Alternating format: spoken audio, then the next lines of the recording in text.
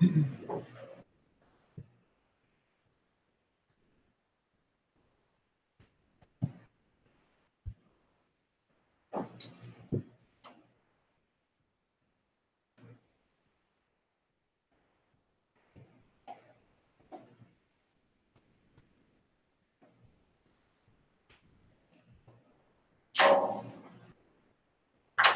everybody doing tonight?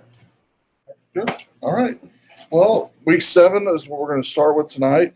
We're going to be talking about restoration. You might want to jot down the website I put on the board, pixlr.com. We'll be going over a demo of that in just a second.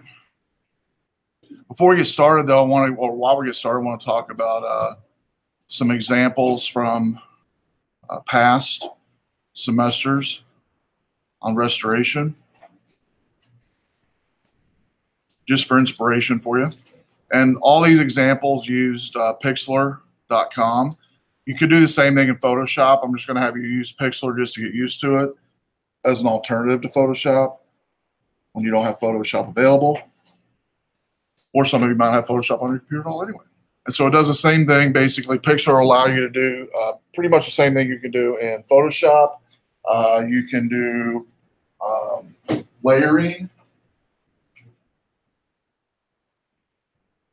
levels, lights. What I mean by lights would be curves, exposure, saturation, all those tools if you're familiar with Photoshop. And by the way, you don't have to be familiar with Photoshop to have fun this week, and I'll show you exactly tons of tutorials to help you. How many already is pretty, you think of yourself a pretty savvy with Photoshop, or somewhat savvy, maybe a little bit? Okay, cool. Well, again, about half of you. So if you're not at all, don't worry about it. I was a graphic designer for 8 years. So before I became a teacher, I was a graphic designer. And so graphic designers kind of are a unique breed. When I walked in the job the first day, in the back of the room was an upside down bunny, about 6'5", a bunny hanging upside down from his feet or her feet. I don't know what gender the bunny was. Anyway, and 2 40-year-old guys and 2 girls working back in the back at like 2 in the morning, working on a project they've been working on for 3 weeks. And then behind that was a wall of Mountain Dew, had about 150 cans of Mountain Dew that was empty. So that was basically my initiation into graphic design, was that scene the first night.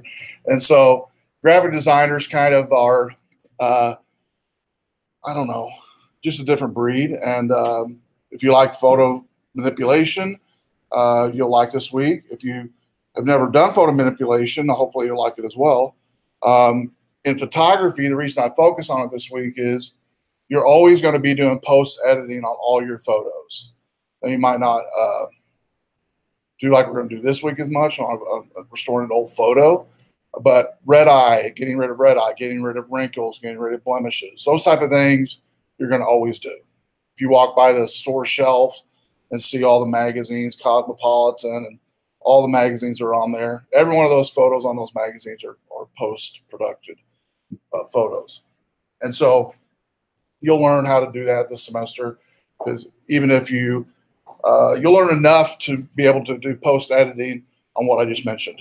And so tonight, though, we're going to have fun with post-editing, and because I think the best way to learn anything is to enjoy what you're doing first and have fun with it, and then you'll actually be able to get more serious as time goes on, a serious project.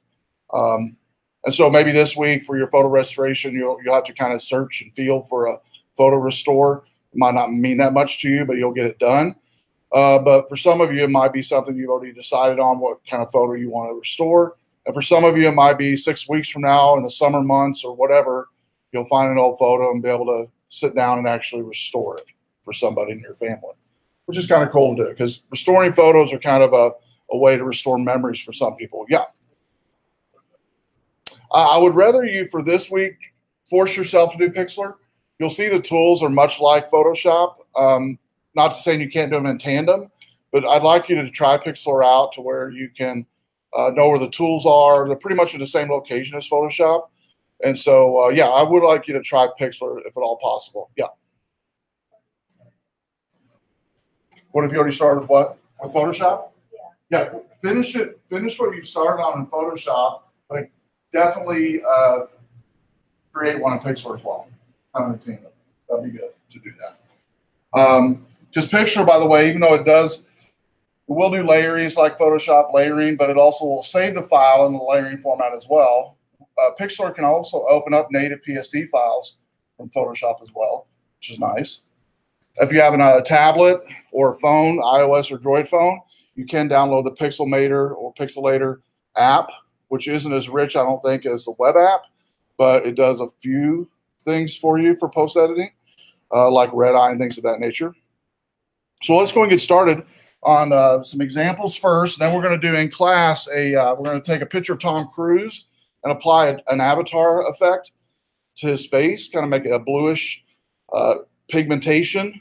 And when you're doing a pigmentation of a person's face or facial tones, it literally looks like their facial tones become that color. It's not fake. It doesn't look like it's painted on. So all the pores and everything are just like they normally are, but you're literally changing the pigmentation of their skin with, we're going to be using saturation, color saturation, and hue saturation. What we'll be using to do that. So anyway, and I'll walk you through how to do that. So anyway, let's go and look at some examples here. And these examples, by the way, most of the links I'm looking at, if you go into week 7 and go next till you get to the notes area, down at the bottom, these examples here that I posted a few links to over the years I've been teaching this restoration lesson. You can see some examples that we'll be looking at tonight. All right, so the first one we'll look at is this. This is from spring 2016, and this was a picture of a soldier in the Navy. And we all have photos like this, maybe. I know we do. All of you do. You might personally not have it, but someone in your family, somebody's got a photo like this. Maybe it was stored in a Bible or a book, or it's been moved around and it's got water stains and things of that nature. The center part of this photo, though, is pretty good intact. The outer realm of it's, you know, whether it be, looks like possibly it was a little water damage to the photo. So that's the before. We'll look at the after. This student said it took about 8 hours to finish this restoration process. And this was the kind of the, I would say probably the first draft. The second draft they spent almost 20 hours on the second draft, which they didn't upload. And they used Pixlr and Photoshop both. They wanted to do it on both sides to see the differences. And I asked the student afterwards, and they preferred Pixlr after doing it on just what they did on this one, just because they said it was easier and they could, you know, access it from any computer or any tablet, or even they even did some of the stuff on their phone over the time. Because when you save your files, you can save it to a Dropbox, or you can save it anywhere to locate it. Now, to get these out of the scene and to clean them up, there's a number of tools that can be used. One is a spot healing brush that I recommend in Pixlr, which we'll go over a little bit tonight. Clone stamp tool. For this one, they use mainly the clone stamp tool to clean it up, but they did do some spot healing on the facial area here. This little mark right here over the eyebrow and over the hat. Everything else was pretty much clone stamp to finish it up. And the way clone stamp works is you have to capture a portion of the photo with an Alt key like you do in Photoshop. It's the same in Pixlr. And then you're able to click in other areas to heal those areas with the clone stamp, or copy those areas with clone stamp. The way the healing brush works is you basically select a portion of the photo. I'll go back to this one. Like, say they select a circle like about like that of the healing stamp tool. And what it'll do is it'll look around, right around the area of where the clone stamp tool is being used to determine the pigmentation and color of what's needed and magically heal that area. It was mainly defined, the clone stamp tool, for both Photoshop and Pixlr both, to fix blemishes and wrinkles and more for facial tones than anything else. It will work on things like this, but not as well as it does on facial tones. So that's one good example. Next is this one here. Again, an older photo that you might be able to find this week if you haven't already found one. This one was scanned in with the scanners out here in the lab. You can scan in a photo if you don't have a photo scanner at home. Once it was scanned in, it was saved as a TIFF file and then brought in, then saved again as a PNG file to be brought into Pixlr. So a number of cracks on this one you'll notice where the photo is pretty well damaged on the end, even onto the face is pretty good, the body, but then it got some cracks here along on her hair. And so a lot of different fixes need to be done on this one. So that's the before. There's the after. This student took about 8 hours to finish this one. They were a beginning student, had never done Pixlr or Photoshop before, which is pretty normal. It's a tedious process, even for those that are experienced. But if you're brand new, it'll take a while to get a photo to look like this from that start, beginning to the end. And those of you who have been in Photoshop already are shaking your head like, yeah, it takes a while when you're first learning to understand it and to use it. And so it's the same with Pixlr. The tools here, clone stamp tool, spot healing brush on the hair, layering to light it up, and levels to light up the background and also the skin tone with a more natural grayscale. If you look at this one, the grayscale, if you just notice, like, for instance, focus on her face here, just look at it real quick on the before, and then I'm going to go to the after. You'll notice the face was lightened up quite a bit and even smoothed out using the smooth blur brush a little bit to blur that out at about a 1.5%, 1% blur to smooth it out. There is what's called in Photoshop and in Pixlr both a blur brush, which was used over here on this side here to blur the lines, to clean it up, to make it look professional and a done product. And again, this, for those of you who've never done Photoshop before, this was a beginning student, very first time working in restoration or Photoshop app. All right, next one. Let's see here. Find a good one here on this one. Here's a good one to start with. Okay, this is a picture of a couple before they were married. It was actually grandparents of one of the students, and it was right before their grandfather went into war. Is when this photo was taken. So this is not just damage on the exterior of the photo, also on the interior of the photo as well, as you note. So let's look at the after. They didn't, and again, this was the first time attempting editing or restoring, and you can tell that for sure, but they did a good job. And you notice her face was actually the worst as far as really having a lot of cracks in it. And so this was their first attempt, and you could say it's not perfect for sure, but they did a good job first time through. And again, spent quite a few hours getting it to that place. They weren't happy with it. They showed me this picture this summer after they did it and redid it again.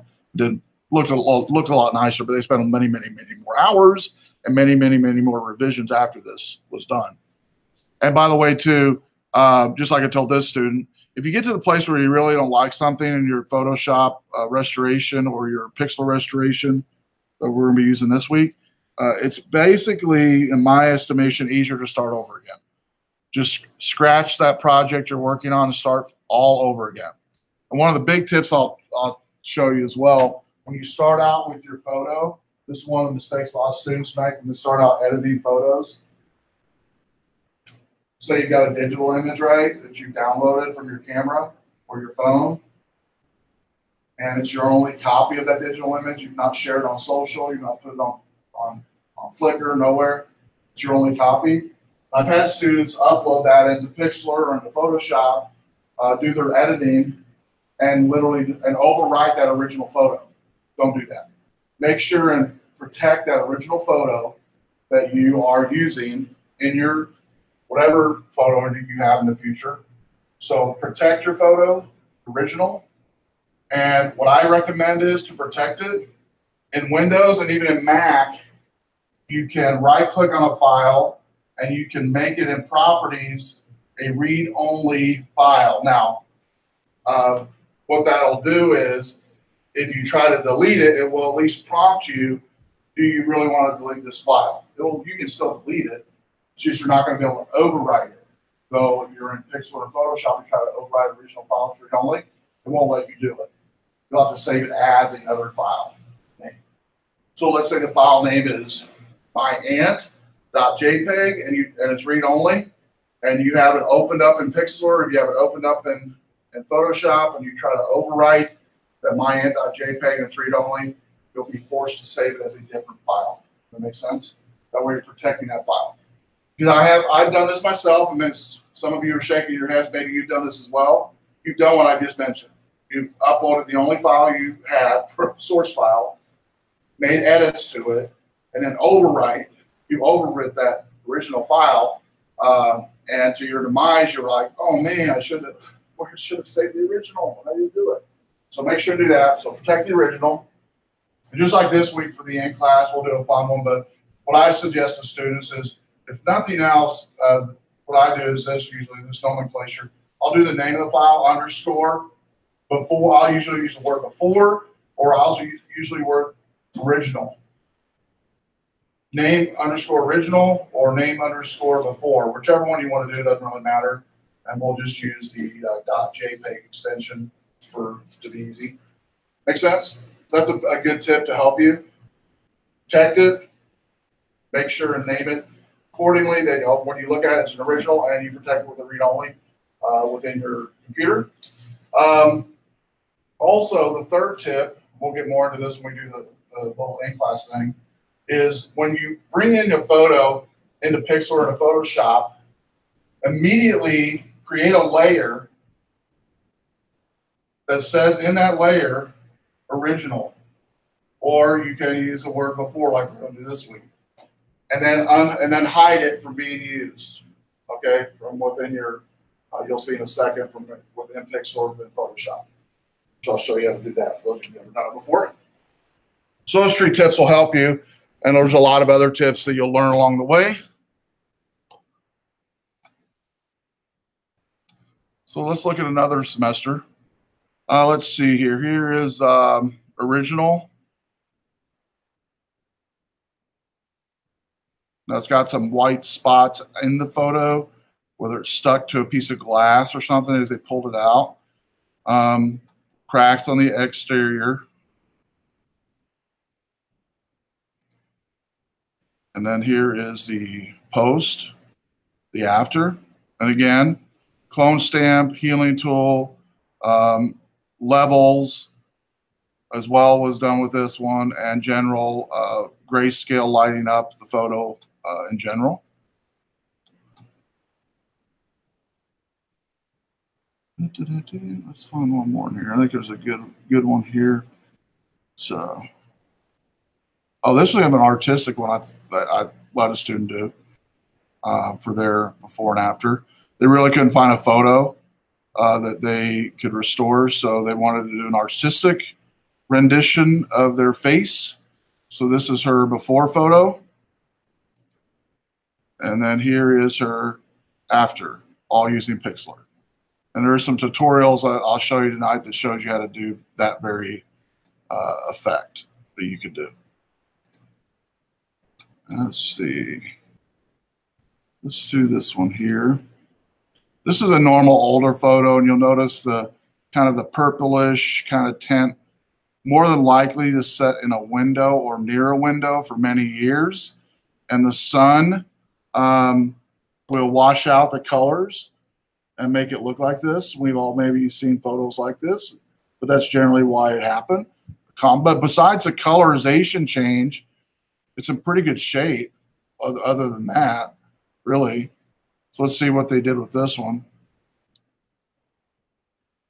They took the photo and decided to do a grayscale, but they did kind of a Kim Anderson effect on this one. Kim Anderson's an artist that always puts a color on everything's black and white, but then there's usually a red flower or something in the photo. that's colors. That's what she did with this one. And so the pink rose or lily or whatever this is, carnation, is color. Everything else is grayscale. What they decided to do that. And again, you can definitely do that this week with your restoration project. I want you to have as free reign as you want to. And we'll look at one last one here. This is a person in a stroller, a kid in a stroller, and quite a few bends and marks and crevices in the photo. And then they chose, again, to do a grayscale on this one, which is fine too. So I'm going to look at the rest of them. You can take time to definitely look at the rest of those, though. And they're found with the links below here. So let's look at some notes here.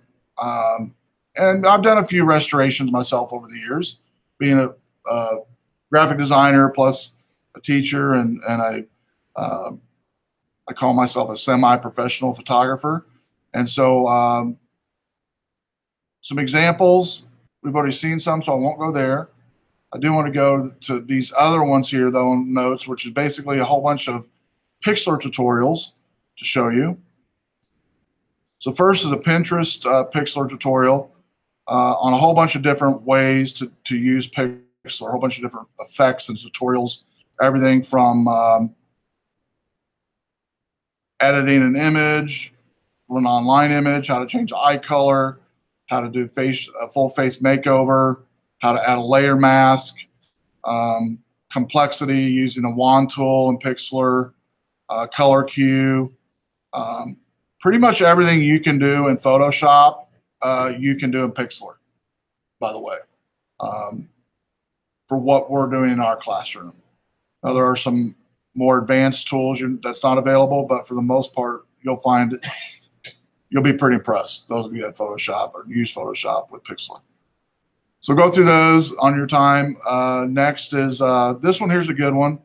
This one here's how to do washed out image correction in Pixlr, and gives a before and after, and goes through the different tools needed to use in Pixlr. This one here is a brightness and contrast tool, the saturation tool. And if you notice on the screen here, these tools look exactly like they do in Photoshop, because guess what? That's what they were. A lot of the team in Photoshop works for Pixlr, by the way, and part ownership in Pixlr.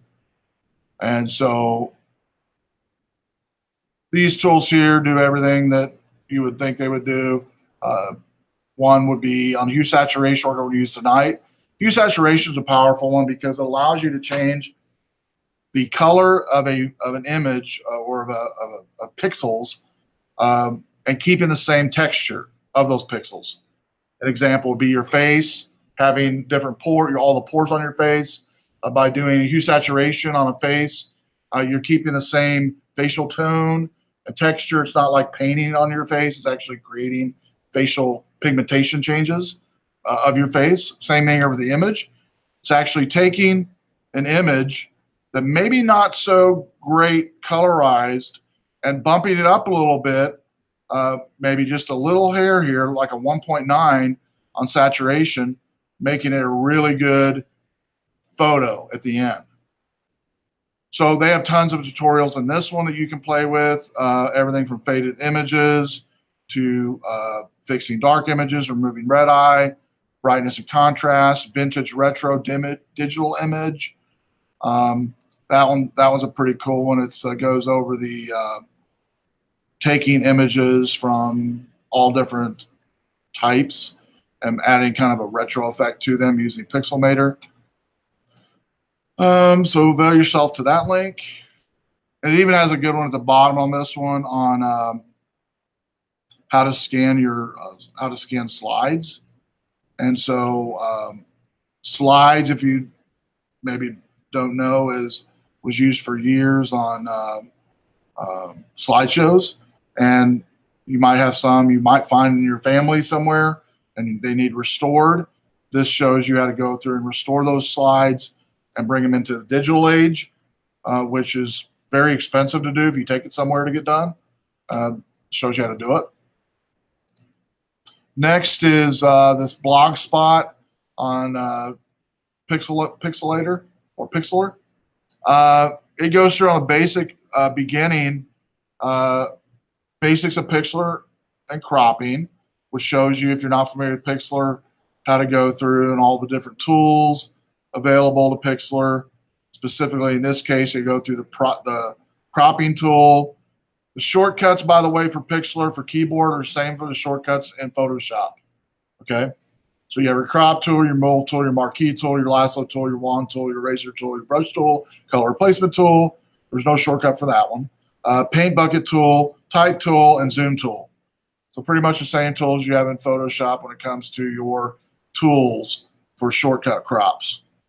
The lesson 1 goes over how to crop an image. If you've not done that already, I suggest doing that. If you're not familiar with Photoshop. If you are familiar with Photoshop, it'll be the same exact way you do it in Photoshop now. And then it goes over in lesson 2, resizing images. Lesson 3, how to change eye color.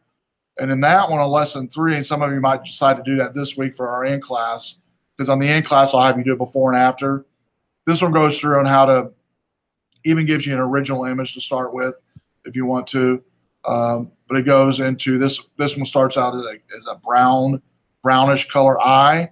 And using the lasso tool, coming in and grabbing the iris and pupil of that eye, copying that into a layer, pasting it into a layer, and then go into the color selector tool, changing and selecting whatever color you want, selecting the brush tool and going in and changing the diameter of the brush to fit the diameter of the iris that you're going to be selecting the color with. It goes over and getting the exact size of the brush, click once, go into the layer tools and change the normal to darken on the layer tab, from normal to darken, and voila, it changes that color to a greenish color using that one. And it has some additional images as well to show you some more. And then, so anyway, I won't bore you with the rest of those, but there's tons of them in there that are all really good tutorials. If you're not familiar with Pixlr or Photoshop, you can definitely click on those. And then this Instructables is a good one. This one here is on playing around with Pixlr, using the basic tools of Pixlr. This one goes over a really good step-by-step on all the different tools, what they do, the shortcut keys, commands for them. And you'll notice many of the tools available here, and even the way they look and where they're placed are exactly where they are in Photoshop. And so everything from the crop tool, the smudge tool, the gradient tool, dodge tool, red eye reduction, bloat tool, color picker, sharpen, sponge, burn, spots, pinch, text, all the tools are available for you. In fact, this person, a lot of people when they first see Pixlr, I had Nels Ackerman come here a couple semesters ago to speak. He couldn't make it this semester, but he was a photographer for Ronald Reagan, and he's a local photographer, known him for years. And I was teaching this very lesson to students back then that night, and at the end of it, he goes, "Hey, what was that site, Pixlr?" So I gave him the site. He was on his way to New York to do a photo shoot with his team of about 12 photographers. On the plane over, they fired up Pixlr and had to do some editing of some photos for the photo shoot they were doing. He came back the next week and just raving about Pixlr. I couldn't believe he not heard about Pixlr before. Nels Ackerman. So Nels Ackerman was impressed with Pixlr. I guarantee you those of you who use Photoshop, you'll be impressed with it. Because he said, we're using it now as our de facto editing tool when we're on the plane, when we're on the field with our laptops. We can use it easily and save it as a layered file. And he said, what's cool about it is we're actually using it and interchanging it with Photoshop as well now too. We'll start something out with Photoshop. We can open up the Pixlr, save it in a PSD file in Pixlr, open up in Photoshop. So kind of cool to be able to do that. So anyway, this goes through the tools and I won't bore you with that, but it goes you through how to use the different tools, what they do. If you're totally unfamiliar with Photoshop and you've not heard of it before or you've not played with it before, this would be well worth your time, this lesson here, to go over after class on all the different tools and what they do. Because it's hard to kind of know what tool to use if you don't know all the tools that are out there. And so by reading the description on these tools, it'll help you when you're doing your restoration photo this week. Because an example might be you are doing a photo and you can't really, you maybe use the spot healing brush and heal something, but it doesn't quite mesh with the background. And you might remember, oh, I read about the blur tool. Maybe I can use that. And you go in here and you use a blur tool, and sure enough, that fixes the problem, and it helps you with your issue. So again, read that. Instructables is a good site, by the way, on anything. A lot of cool stuff on that one. Then this last one is this actually is from a service that does photo restoration and charges quite a bit of money, but they actually have created a tutorial on how to restore a photo. This is a pretty good example of a normal old photo to this type of photo, before and after. And they walk you through, if you follow the steps, on how to do photo restoration. Also, if you don't want to mess with it, you notice the big red button, free photo restoration quote, which, by the way, photo restoration runs anywhere from $600 to $800, and that's base cost, by the way. Base cost, $600 to $800 for one photo. Okay. And generally these guys the timeline is generally 4 to 6 weeks for a base cost of $600 to $800. So it's pretty good money if you're good with Photoshop already, or you realize from this week, you're like, hey, I kind of like doing this. You can make a little living on the side, some extra money during college. There are websites you can go on to offer your photo services and make a little bit of money. So if you are interested in that, by the way, shoot me an email. I can set you up with some websites that you can set up a free account. You upload photos you've worked on before and after, and people will hire you, and people will use your services. So, and pay pretty good money. So now the services I'll recommend, they do take a surcharge from your transaction, but you don't have to mess with anything like credit card transactions or nothing like that. They do all that for you. And so it's a good experience and get a little extra money while you're in college. So let me know if you're interested. Now I can set you up with that. All right, so that's the notes I want to go over real quick. Then the in class we're going to do here in just a second is, first of all, mentioning, as I mentioned at the first of class, throughout my years as a photographer and graphic designer, both manipulating photos you're going to do umpteen times. So you need to know some tools of the trade. One of them being Photoshop, one of them being now Pixlr is another tool for your tool belt to be able to use at any moment's notice. And so what we're going to do in class is I'm going to show you together in class. We'll do this Pixlr demo using an image of Tom Cruise, and we will change his skin color from his normal skin color to an avatar bluish skin color. Then these other three, you'll notice, are vampire, red eye, change eye color. I'll click on the vampire one to show you. It's basically taking a photo of a person laying down with their hand behind their head. That's the original to the post. So changing the hair color, changing the eyes, pigmentation of skin, also putting fangs there. And so goes through the steps of how to do it, and all using Pixlr. You'll also notice in juxtaposition to Pixlr for Photoshop people here, which I know I have a few, I've also put in here the link to Photoshop to do the same thing. And I would recommend doing both, especially if you're already savvy with Photoshop. You can fly through these pretty quick. I don't think it's going to take you that long. But I have had some students that are pretty savvy in Photoshop just do all of them just for fun. But I do require for this in class to pick at least one of these on the Pixlr side to turn in. You can do the Photoshop side, but I want you to turn in what you've done on the Pixlr side, if that's okay. And you'll create a before and after like I showed up on the board, which I'll do in a second to show you. The next is red eye. And again, you'll go down here and find the red eye one.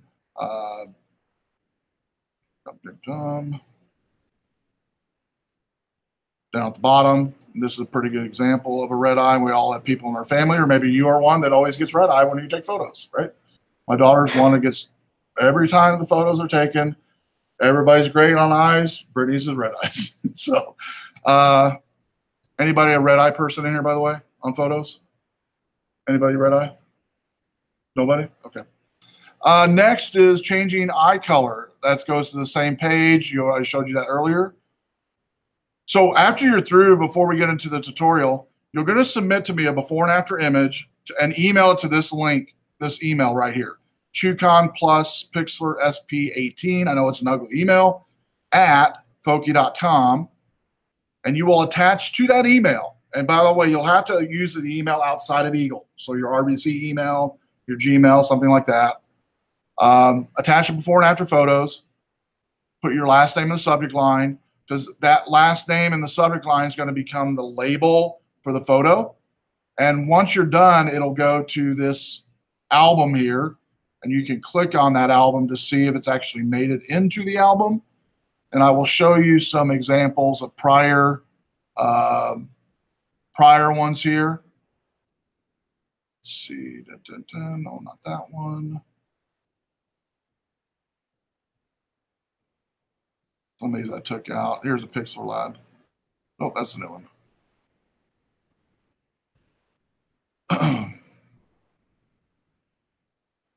Some of these Pixlr ones I took out. I'll find one here.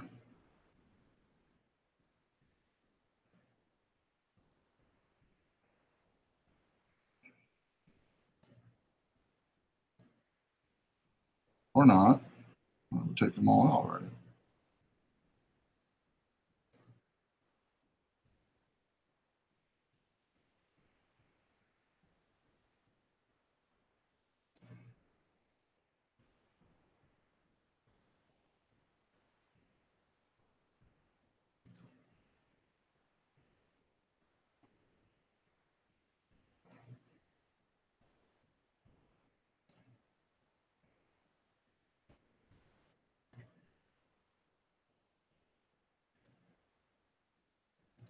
Okay. Anyway, when you send the before, here's an example of one, before and after. This person sent, looks like they did the blemish one or something here. Yeah, so they said some blemishes here, and then afterwards covering up the blemishes. So before and after, but you'll notice in the label of the image should have been the person's name, Barack, name here. So when you send it, like Deborah here, the reason these names are showing up underneath photos is because they put them in the subject line of the email, and when you attach it, it throws it to that album.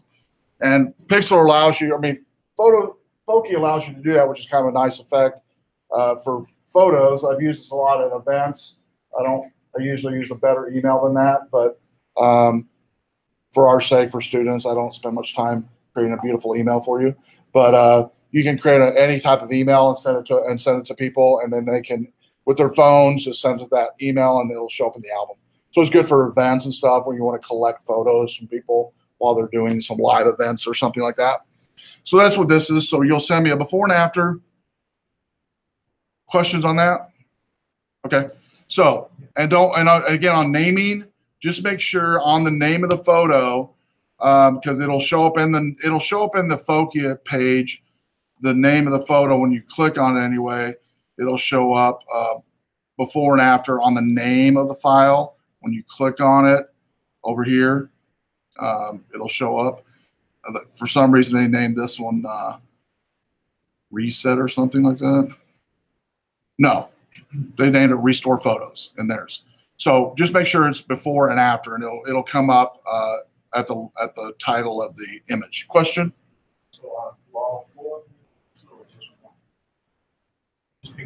Just pick one of these. Yeah, pick one of these up here at the top. If you want to do something besides these on your own, just make sure and use Pixlr. You can do whatever you want to. Okay. If you're already savvy with Photoshop, you can do whatever you want to. Just give me a before and after. Okay. Like the student I showed you earlier did the blemish one. It's not in the list here, but she decided to do blemish. Actually, she showed any Photoshop tutorial you use, by the way, you can use and pick Pixlr to do that tutorial, by the way. Pretty much. There's a few differences, but for the most part, you can make it.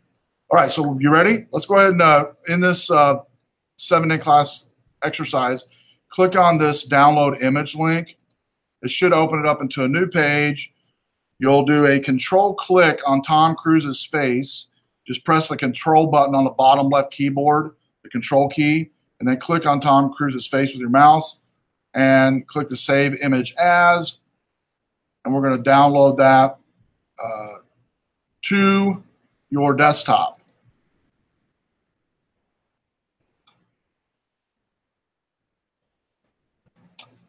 And so I'm going to change it from documents to desktop. If you don't change it, it's no big deal, but you'll have to find it later. So if you change it from documents to desktop like I just did on mine, and then just click save, it should save it to your Mac's desktop. And there is mine right there on my desktop. So take a second to do that. And while you're doing that, I'm going to close out some of these tabs I have open before we get into the Pixlr demo. And what we're going to do in a second is just to show you some of the tools, how to use Pixlr, just for fun. So again, on the 7-in-class exercise, you're clicking on the download image, downloading Tom Cruise's face onto your Mac desktop with a control click. Save as. Everybody got that? Now let's go create a new tab and let's type in pixlr.com in your browser. When you scroll down to the middle of that page, excuse me, you got two options. One is Pixlr Editor, one is Pixlr Express. We're going to use Pixlr Editor. And it says here, so if you get this flash thing, and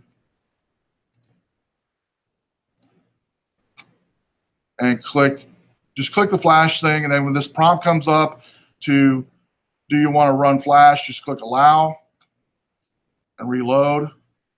You should be good to go. I'll come around and make sure everybody's where I'm at before we get started. So again, if you get that flash thing, if you're using Chrome, you will get it. You'll just have to click like you're going to download flash, allow it, and then it will reload, and it should come up just fine, hopefully. Yep, we'll just click that here link, and then click allow or launch lead page. Click the lead page button, and then go back. Go back. Are you using Safari? Yeah, let's do Chrome. Chrome's going to be better for you. Safari is going to be, I think we literally have to download Flash. Safari. Chrome should be okay. Chrome should already have Flash. So if you did load this in Flash or in Chrome, which I did not mention, Chrome web browser should be better. Good. Okay. Chrome better for you.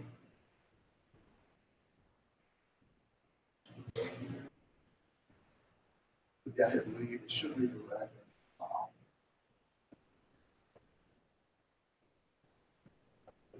If you have to.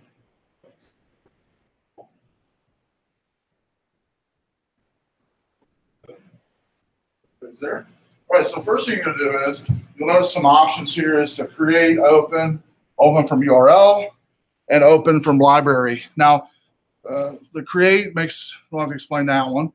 On the create, though, I guess I will explain it. You can create from scratch an image, or if you already have in memory of your computer an image you've copied, just like in Photoshop, it will remember that image and create a template canvas for that clipboard image in your memory. Okay.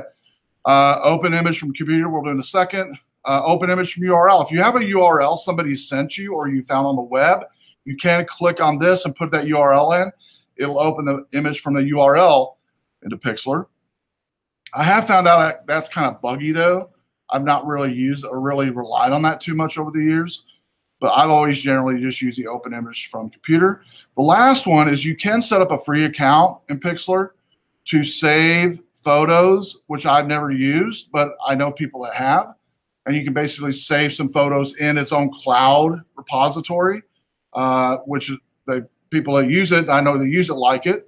So you might try that, and it doesn't cost anything to create an account. So I'm going to go ahead and click on the open image from computer. And then browse out to my desktop, which there's my tc_preview.jpg. I'll click on that Tom image photo. and click on yours. And then once you click on the photo, click the open button in the dialog there. And it's going to open up Tom Cruise's face. Now, the easiest way for me to show you how to do it, there's probably other ways to do it, but this is the way I've always done it, is I'm going to run through on the right side here first, on the layers side, some tips and tricks to help you get started in layering. You'll notice when you open up this Tom Cruise image on the right side, you've got layers, you've got history, and you've got navigator, okay? The layers is what allows you to layer your images from top to bottom. You can, first thing you need to do is you'll notice there's a lock on this image, this background image. Go ahead and double click on the lock for me. And then I want you to double click on the layer 0. And you're going to type in the word before. And then click away from that. And then down here at the bottom, you're going to take, next to the trash can, there's a little new layer icon.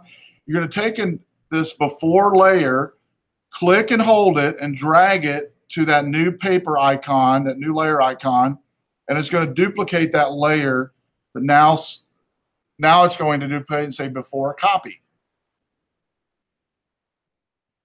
Once you do that, double click on the before copy, and I want you to name this layer after.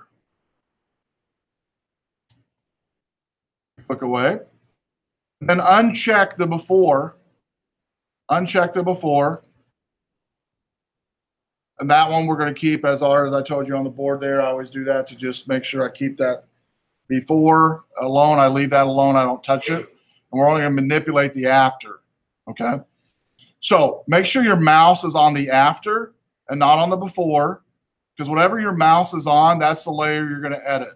So even though this layer is not visible, if I had my mouse on it and I went over here and did some stuff, it would layer the before and not the after. Does that make sense? Some other tools I'll show you about real quick is the layer style tool will help you do things like bevel, emboss. It'll also help you do, well, I'll just click on it and show you. Drop shadow, inner bevel, outer glow, inner glow. Again, the same tools in Photoshop that you can use. The other one here is add a layer mask. Layer mask is kind of an intermediate step learning in Photoshop and in Pixar, so I'm not going to show you that. But just know that a layer mask allows you to put on top of a layer different masks, like different color masks or different colorization masks. Just note that. Then the next one here is the toggle layer settings. This one allows you mainly to mess with the opacity level of that layer, and then also the mode level of that layer. By default, it's going to be on normal. You have everything from normal to add to alpha, darken, difference, highlight, erase, invert, and layer. We'll keep it at normal. Click away.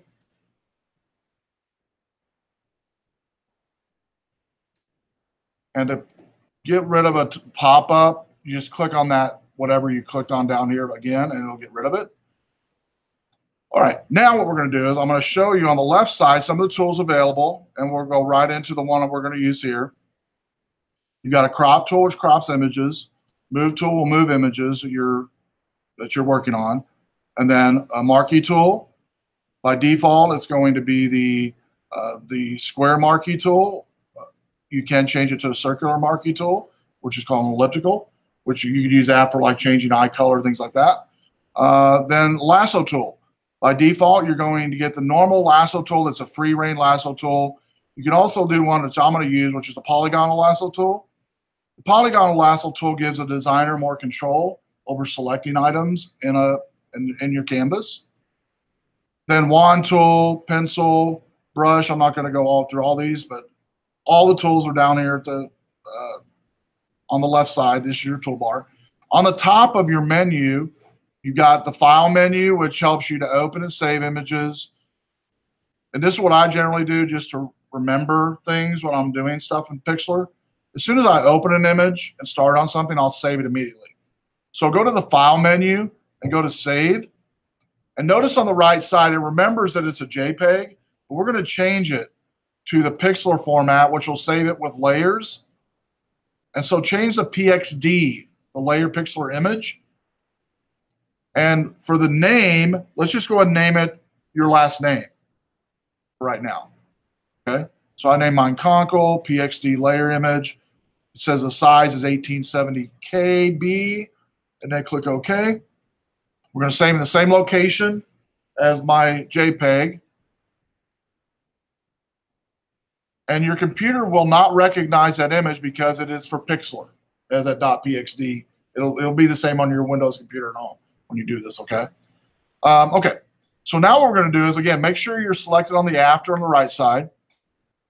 And I'm going to select this lasso tool, and up here at the top, the polygonal lasso tool. The way it works is I want to focus in on, I'm going to highlight all of Tom Cruise's skin tones. So basically, I'm going to do this area right here.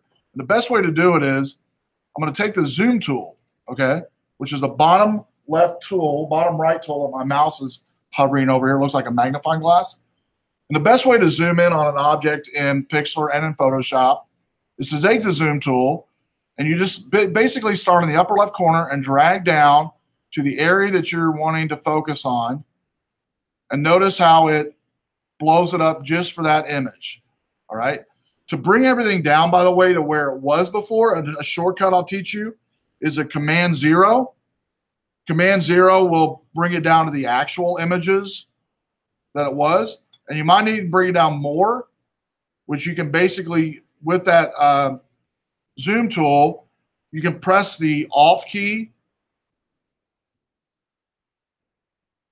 or the Shift key, I'm sorry.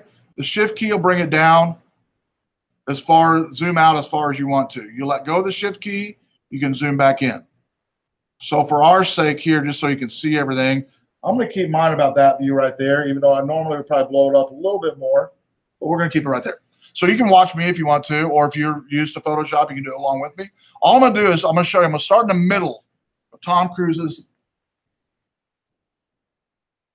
hairline. I'm going to go all the way around. Here, down, and then end there. Now, once you end there, it's going to do a marquee kind of thing. It'll do this type of thing with the marquee once it connects. And the way this polygonal lasso tool works is every time you click your mouse, it moves the point of the marquee around every time you click. If you mess up, you can hit the escape key and start over again. So I'm going to go ahead and start here, right in the middle of his forehead. I'm going to click once, click, click. So I'm just keeping clicking ever so slightly. I'm not going to be perfect by any means. I would spend more time if I was doing this professionally for real for somebody or whatever. We're just having fun. I want you to just have fun with it. So I do not want you to be exact or even worry about being exact on this.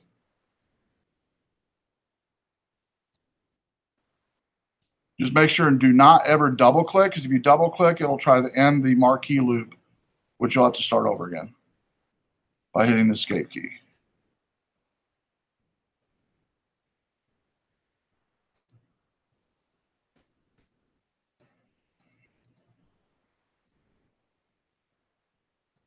And if your fingers get tired, you can let go of the mouse for a second, like I just did, and then come back to it.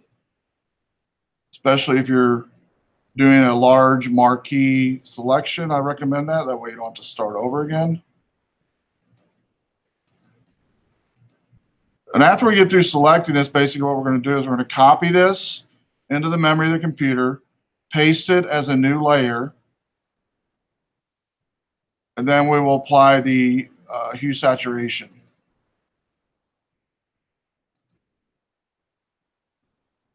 Okay, now I'm back to the beginning. You'll notice on mine, I've got that marquee thing going on, right?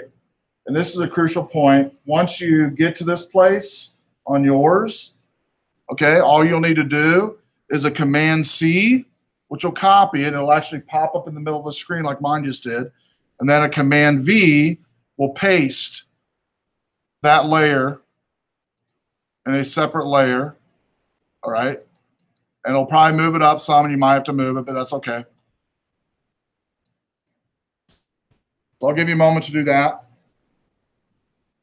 Marquee it, copy it, paste it. And once I have that new layer, I'm actually going to use that layer. This is going to be the layer I'm going to actually focus in on for my editing purposes for Tom Cruise's face. We could have not done the way I did it and not copied it. Just the marquee tool and right into the saturation. I like to do it this way. That way, all the layers are totally separate. I've got my beginning layer. I've got my layer that I did the marquee on. And now I'll have my modified face of Tom Cruise.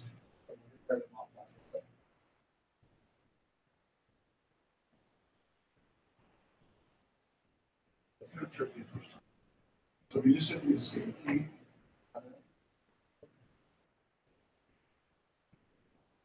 And click away. Just double click it. Now hit the escape key. Now if you do a Command D, everybody, it'll deselect. If you do a Command D, it'll deselect that and start over. So Command D, by the way, if you're getting if it gets kind of wacko up there, you can double click anywhere and then do a Command D. A Command D will deselect anything that's on the screen with your mouse. It's the same shortcut with Photoshop and deselecting. Okay, if you want to stop what you're doing real quick, I'm going to show you how I do the hue saturation, and then I'll let you go at it and have some fun with it. So I've highlighted Tom Cruise's face after the marquee tool.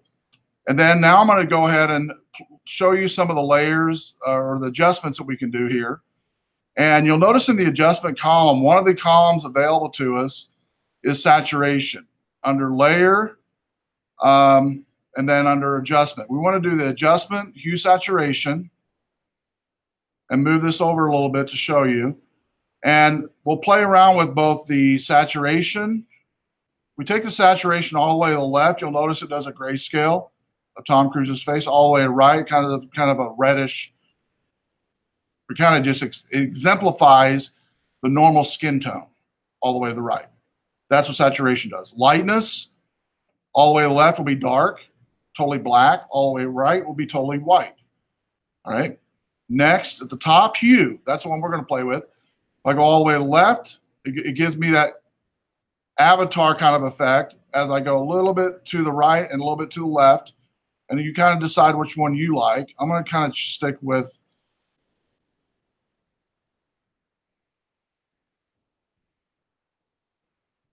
kind of like that there. And then I can take the saturation and bump it up just a little bit to darken that effect. If I want down, it'll just basically darken the, or enhance and enrich that hue a little bit.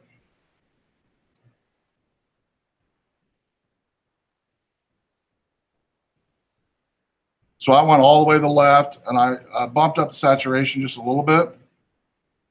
And I'm fine with that, and then click OK. Now I'm gonna click on the after layer and make sure I've selected the after layer now. Or so I go back, select the layer 2 layer, and click on my pointer tool, which is the top right tool. And now I'm able to use my keyboard on my mouse. And this is going to be the best way to do it, to be exact.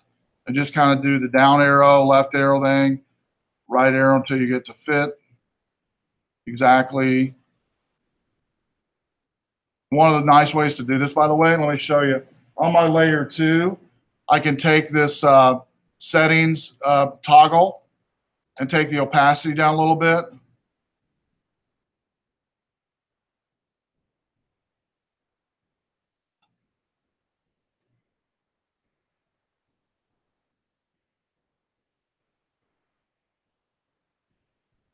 And you can actually see the background with it, with the original background, much easier with that opacity brought down a little bit.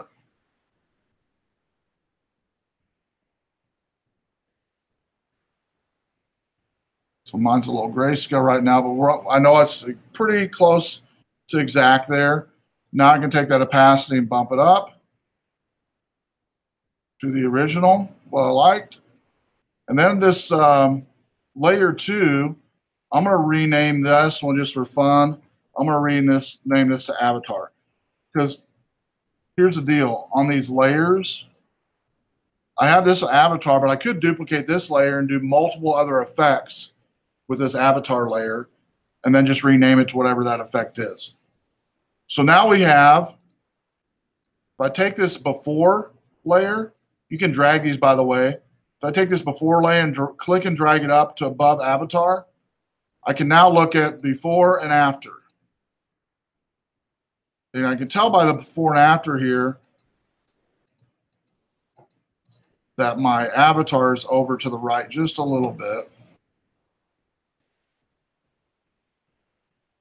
It's probably just my image, I'm guessing.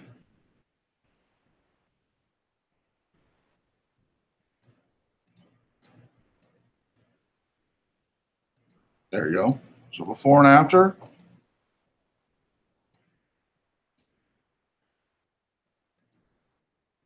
There we go. And then I'll make sure and do a file, save, and I'll save it as that PXD again. And then I'll also save the before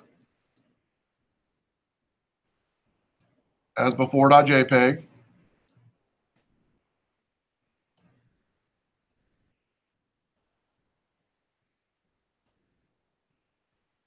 And then the after.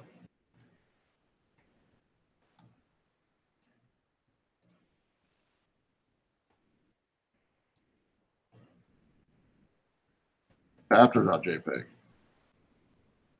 So now I have these down here on my Mac, which I can double click on these before and after. And it should bring them up. There we go. So there's my before and after using Pixlr and doing an avatar skin tone effect. And so you basically can choose for yourself on your exercise this week. And I don't expect you to get done tonight. You can just decide which one you're going to do. Vampire, red eye, change eye color. Get started on it. And I've got 8:30. We'll go to like 8:45. And then we'll go over the take on. Right? With your photo illustration. I'll come right up here. Work on your in class for the next 10 minutes or so. And, you don't need to finish it before you leave, but make sure to save it.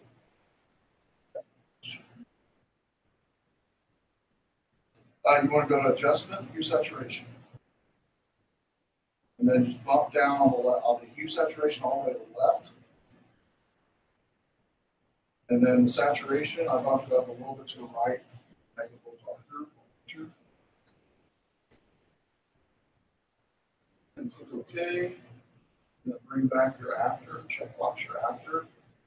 Then take your pointer tool.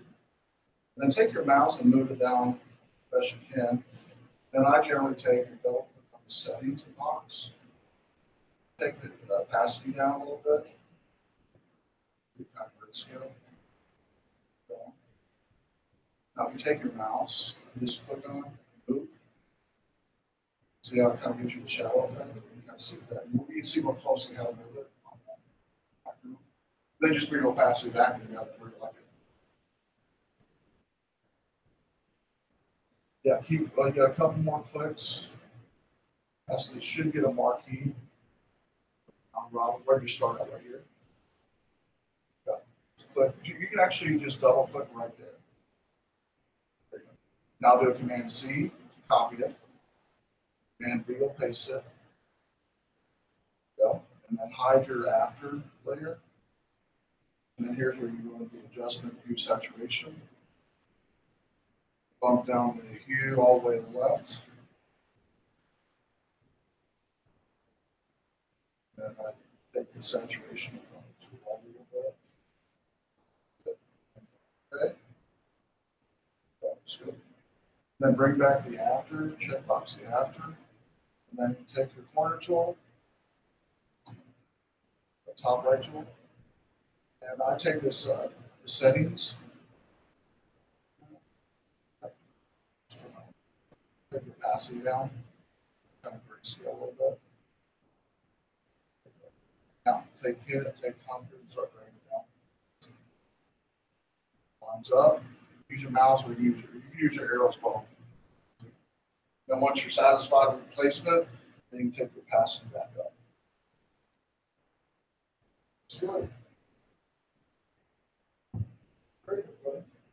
We got some eye color changes there. Okay. And the eye color one's a popular one.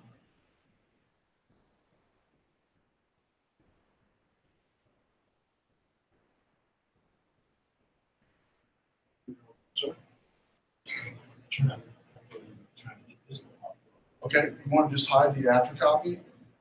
Go to the checkbox on the top one and check it. Yep. And then check the before copy. Check that. There we go. Now you're ready to. You can go to the adjustment layer. You go to hue saturation, and then take the hue all the way down to the left. Drag the slider to the left. And on saturation, bump it up a little bit to the right. A little bit more. There you go. Let me click OK. Then I double click on or checkbox the after. And this after needs to be below the layer 15. So click here and drag it down below. And then take before and put it to the top. Okay. Now click on layer 15. And then click on that little settings box.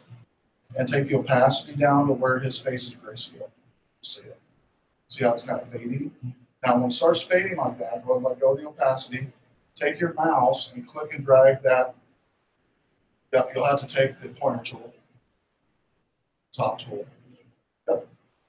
Now, drag that layer where it matches up with his face.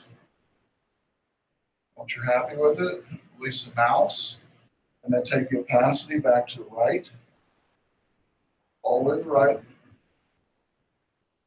Yep, there you go. There we go. Yeah, and it's also recorded too. Oh, it is? Yeah, okay. That's also recorded too.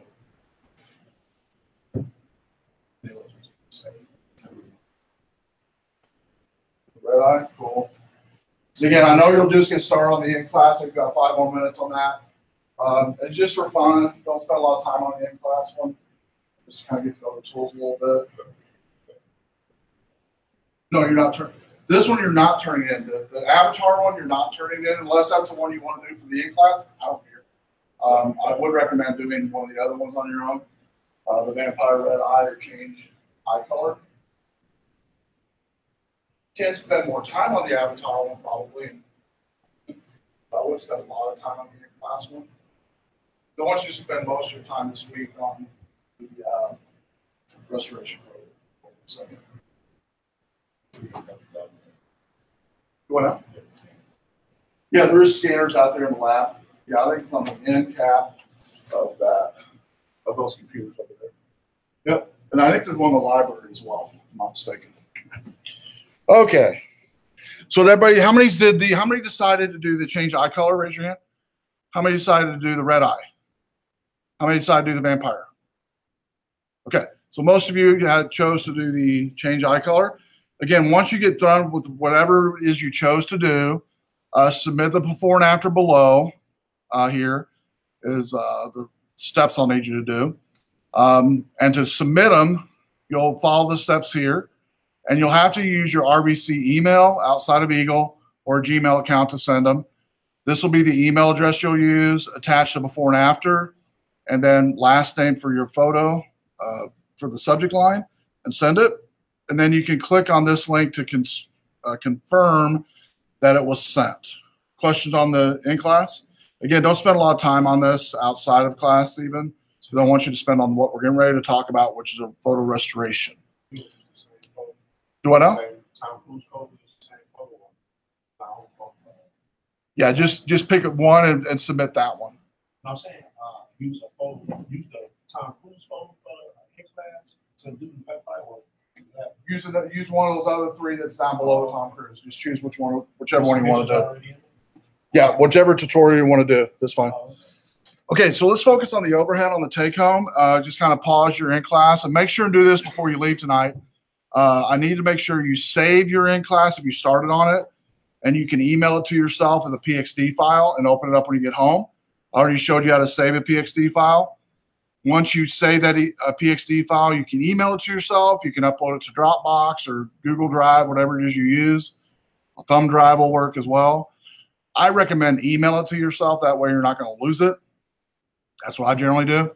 So anyway, photo adjustment this week. What you're going to do is you're going to use a digital or a hand-copied or hard-copied scanned picture for that needs manipulation, okay? You can have use a photo around your house, use a photo you've already taken, either way, okay? This link sends you to the tutorial links we already went over, so I won't bore you with that. So you're going to use the image that you want to manipulate and begin manipulating it with blemish, what would be a restoration, like the cracks we talked about, which would be the healing brush, the healing tool brush, the clone stamp tool, and just follow that tutorial links if you need help. But if you're already familiar with Photoshop, you can use whatever knowledge you already have and just select the tools you want. If you have no knowledge of Photoshop, use those tutorials to help you learn all the things you need to learn about Pixlr. Focus in on the tutorials on photo restoration, removing cracks, using the clone stamp tool, using the healing brush tool.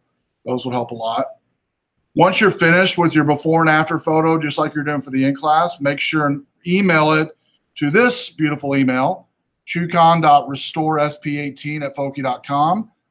Attach a before image and just type before in the subject line. So this time I'm going to have you type before instead of your last name.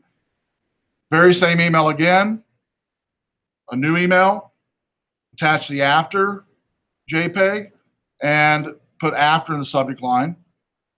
And then when you click on this link, it will send you to the Web225 2018 Restore Lab album and to confirm that you've received it. There's examples here from the past. I've already showed you those. Next week, what we'll do is we'll take time to spend looking at your before and afters. Is there a question on the homework? So again, use a scan photo. We have scanners out here in the library. If you don't want to do that, there's scanners available at Walmart, at Walgreens. You can sit down and select any of those, and it takes 10 minutes to scan a photo that long. And there's no dirt to finding photos that are old. You can just, if you don't have any around your house or can't think of any, post a post on Facebook or Twitter to your friends, and you'll probably get an image in like 2 seconds from somebody. Right? Oh yeah, I have this photo of my grandma I like to show. It won't take you that long to find a photo, right? So find a photo, whether it's yours or somebody else's, preferably yours if you can find one. But if you can't, ask around. But I want it to be a photo that definitely is an older photo that's damaged somewhat, would be great, that you can restore, okay? And the things we're talking about that's going to need to be restored, we've already looked at, the cracks in the photos, water damage, light damage, stuff like that. Make sense? But the main thing is to have fun with it. Hopefully by the end of it, you'll have another tool in your belt that you can use to do post-editing, specifically for blemishes, eye color, red eye, all those three I just mentioned. You're going to be doing tons of post-editing with your photos from now till the time that you're done on this earth, basically. You'll be doing that. And so these are just tools to help you with your photography. And one more thing to help you with making your photos better. Questions on that? So again, just to clarify on the in-class, make sure to save it before you leave tonight as a PXD. Email it to yourself, unless you're already done, which most of you are probably still working on it. But when you get home, don't spend a lot of time on that in-class one. So if you did, most of you did the eye color one, maybe spend another 30 minutes on it, if that, to an hour. I would say 30 minutes would be the max probably. Submit your before and after and go right into the restoration photo. Make sense? Questions? Okay, well, that's all I got. If you have any questions, come up and see me. Make sure and please save your work before you leave and send your PXD file to yourself so you don't lose it. Good job tonight. And this has all been podcasted too, by the way, so you can go back and watch it, especially those new to Pixlr. If you didn't check in, please check in before you leave. Whoops.